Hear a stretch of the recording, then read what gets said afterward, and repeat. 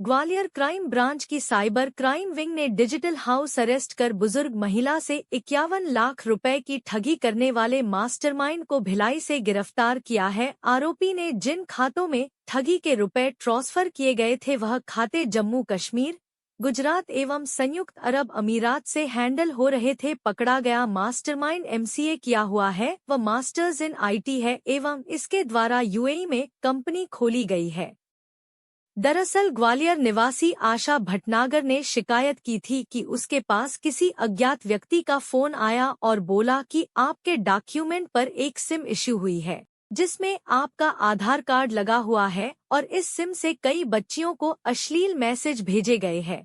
अज्ञात व्यक्ति ने फरियादिया को बताया कि उसके विरुद्ध 24 एफआईआर मुंबई पुलिस ने दर्ज की है। यदि आपने ऐसा कोई अपराध नहीं किया है तो आपको अपनी ऑनलाइन एफआईआर करनी होगी, जिसकी प्रक्रिया बताते हुए उसने स्काइप एप्लीकेशन डाउनलोड करा के स्काइप से वीडियो कॉल कनेक्ट होते ही मनी लॉन्ड्रिंग के केस की बात कही और सभी खातों की जानकारी लेते हुए इनकी जांच सीबीआई, ईडी आदि से जांच कराए जाने की बात कही गई और यह भी कहा गया कि आपके खातों की रकम यदि सही पाई गई तो 24 घंटे के अंदर आपके अकाउंट में पैसे रिफंड कर दिए जाएंगे।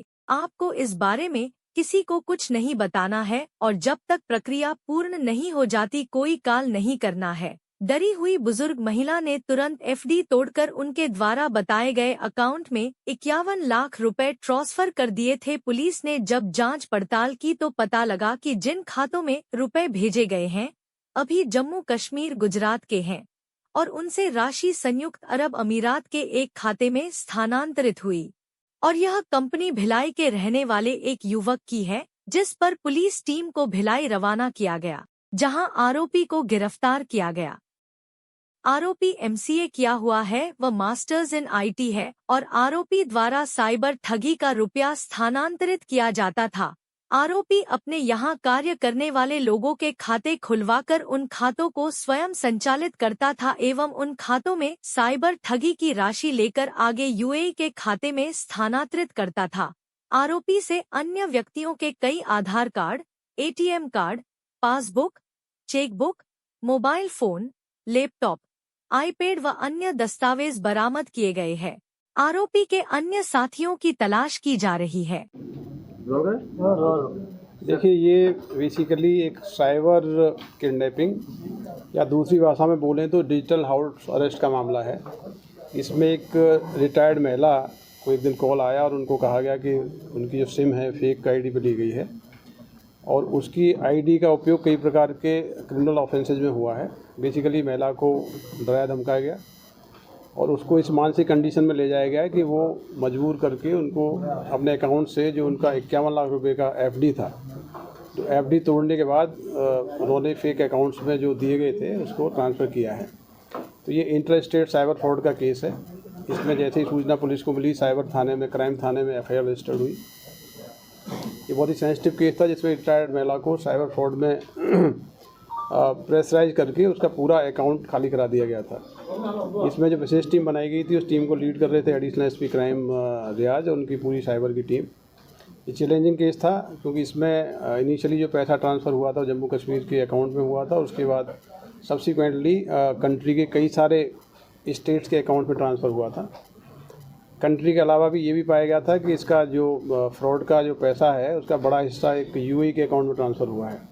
हमारी साइबर टीम लगातार केस को इन्वेस्टिगेट कर रही थी। इसमें जो लीड्स मिली, दुबई से भी हमने काफ़ी इसमें लीगल जानकारियाँ प्राप्त की गई। उसके आधार पर पता लगा कि भिलाई में कुछ अकाउंट ऑपरेट हुए हैं जो कोटक महिंद्रा बैंक के हैं। भिलाई के अकाउंट्स की इन्वेस्टिगेशन करने टीम गई थी और जो एविडेंसेस मिले उसके आधार पर एक मेन जो आरोपी है कुणाल जायसवाल कुणाल जायसवाल बेसिकली भिलाई का रहने वाला है और इसने दुबई में एक कंपनी रजिस्टर की हुई है और ये पूरी संभावना है कि जो फ्रॉड का जो पैसा इसमें लिया गया है वो उसी कंपनी के मार्फत संभवतः ट्रांसफ़र हुआ होगा। तो इसकी कुणाल जायसवाल की अरेस्ट हुई। इसके बाद इसके घर की जो तलाशी ली गई वहाँ से काफ़ी बड़ी संख्या में एटीएम कार्ड्स, बैंक पासबुक और अन्य डॉक्यूमेंट्स मिले हैं, कुछ मोबाइल फ़ोन्स भी मिले हैं। तो एक प्रकार से इंटर स्टेट और इंटरनेशनल साइबर फ्रॉड गैंग है जिसमें लोगों को कई प्रकार की टेक्निक का उपयोग करके घर में रहने को मजबूर किया जाता है, उनको एक तरीके से बंधक बना लिया जाता है और ये प्रेशराइज किया जाता है कि वो अपना पैसा ट्रांसफ़र कर दें। इस केस में भी ये उनको दबाव दिया गया है कि आपके अगेंस्ट में क्राइम ब्रांच में कई सारे केस रजिस्टर्ड हैं, क्राइम ब्रांच मुंबई में। यदि आप लोग कोऑपरेट नहीं करेंगे तो एनफोर्समेंट एजेंसीज़ के जो नोटिस होते हैं उनका प्रारूप उनको शेयर किया गया और लगातार उनको गिरफ्तारी का भय दिखा के, उस भय में दिखा के उनके द्वारा उनकी जो 51 लाख रुपए की पूंजी थी उसको ट्रांसफ़र कराया गया है। तो इसमें भी काफ़ी इन्वेस्टिगेशन की जानी है, लेकिन प्राइमरीली जो हमारी टीम ने काम किया है बहुत ही ये सफल ऑपरेशन है, जिसमें कोई भी इन्फॉर्मेशन नहीं थी, फेक अकाउंट्स थे।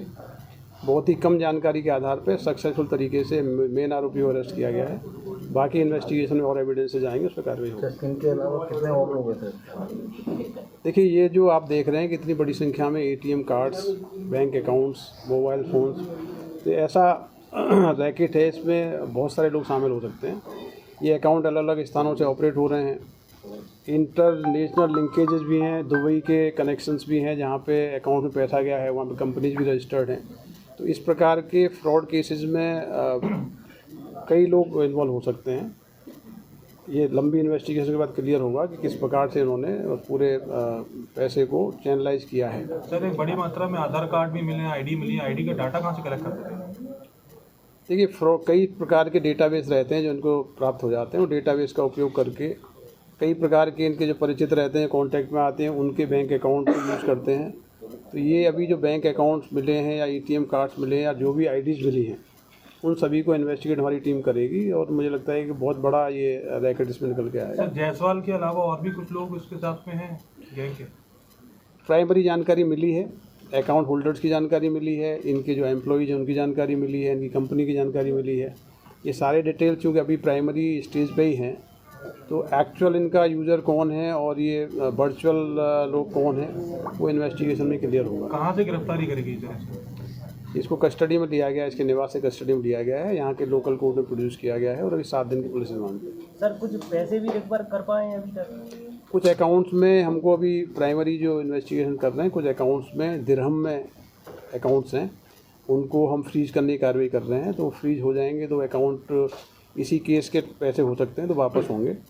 इस पैसे का उपयोग क्या किया गया, किन किन अकाउंट में गया, तो पूरी कोशिश होगी कि जो फ्रॉड का पैसा है रिकवर हो जाए। सर, बैंक वाले जो कंपनी खोली है, कंपनी इसके खुद के नाम की है, किसी और के नाम से खोली है?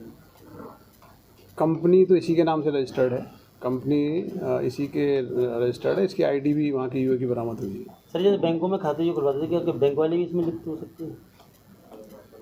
देखिए, इस प्रकार के जो ऑनलाइन बैंकिंग होती है, इस प्रकार फ्रॉड्स होते हैं कि तो पूरी इन्वेस्टिगेशन में कई बार कई केसेस में संलिप्तता हो भी सकती है और नहीं भी हो सकती है। ये चीज़ें आगे इन्वेस्टिगेशन में आएंगी और जो भी लोग इसमें इन्वॉल्व होंगे या शामिल होंगे उनके खिलाफ कार्रवाई होगी। Thank you.